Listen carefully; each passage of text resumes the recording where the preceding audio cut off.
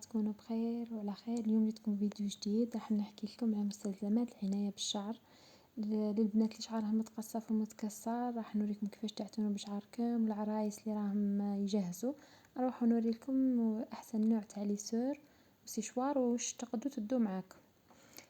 كيما راكم تشوفوا هنايا اول لاقام هي تاع كيرا جولد، هذه احسن لاقام. شويه البري تاعها زايد، انا كنت ديتها معايا وديت سواليز. هذه البري تاعها شويه رخيص، 65 الف دير. هذون زوج هايلين روعه، ما حافظوا لي على شعري، كنت يومي نغسل فيه.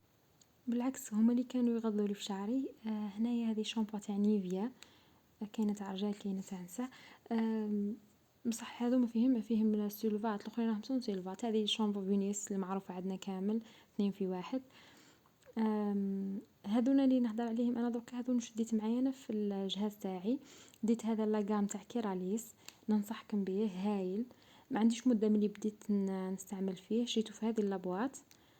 بصح احسن نوع هو كيرا جولد، تجي بعدو سواليز ومن بعدو كيراليس باه نكونوا في الصوره يعني. والبري تاعو لاقام كامل وقيله 400 شريته ولا 450 في ديك جوايه. هذا الشامبو تاعو يعمل على حمايه الشعر الملون، وفيه الكيراتين وبدون سلفات، مصمم خصيصا لتلبيه الاحتياجات تاع الشعر تاعكم. وهذا البلسم تاعو لابخي شامبو عباره عن علاج خاص بالشعر الملون، يقوي الياف الشعر نتاعك، وخاصه اللي شعرهم اللي دايرين صبيغه ولا كيراتين. يحاول انه هذا البلسم يسترجع لك الدهون تاع الشعر تاعك، دهون طبيعيه. اما هذا الماسك تاع الشعر اللي يندار بعد الدوش، بعد ما تغسلي شعرك تستخدمي هذا الماسك. هذا لاقام فيه دو ماسك، هذا الماسك الاول، والماسك الثاني تديريه قبل ما تدوشي بساعتين ولا 3. الماسك هذا يغذي وينعم الشعر بشكل مكثف، وما يثقلكش الشعر، ويعمل على اصلاح الشعر اللي يكون متقصف ومتكسر، ومناسب جميع انواع الشعر على فكره. ويوزع هذا على الشعر لمده الشعر كامل، تدهنيه بهذا الماسك وتخليه قلنا ساعتين، ومن بعد تشعليه وتعاودي تغسلي بالشامبو ولا بخي شامبو والماسك الدوزيام.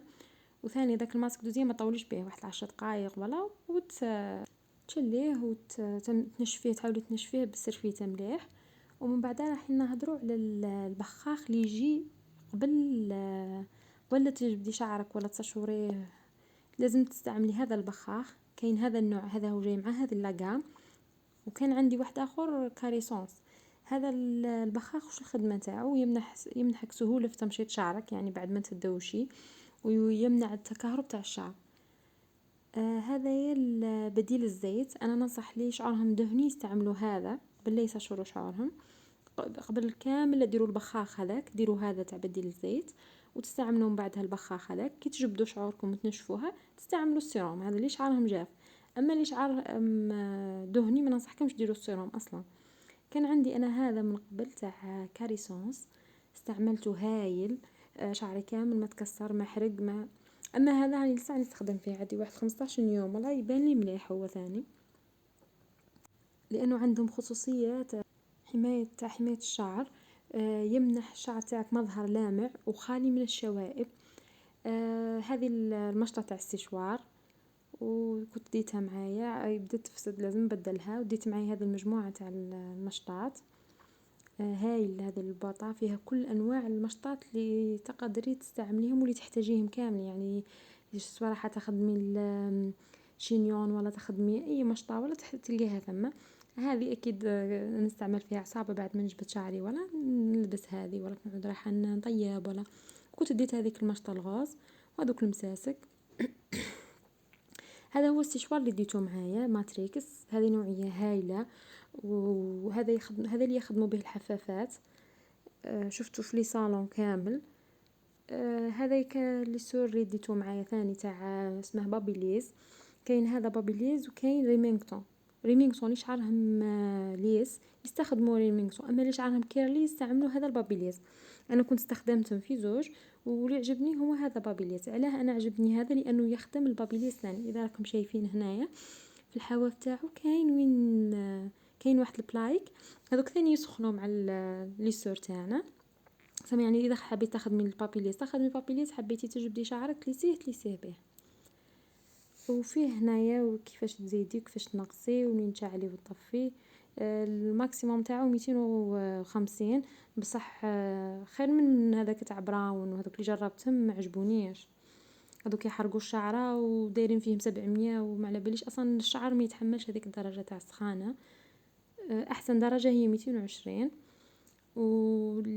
كاينه فكره ثانيه واحده حنقولها لكم، الشامبو لابري شامبو.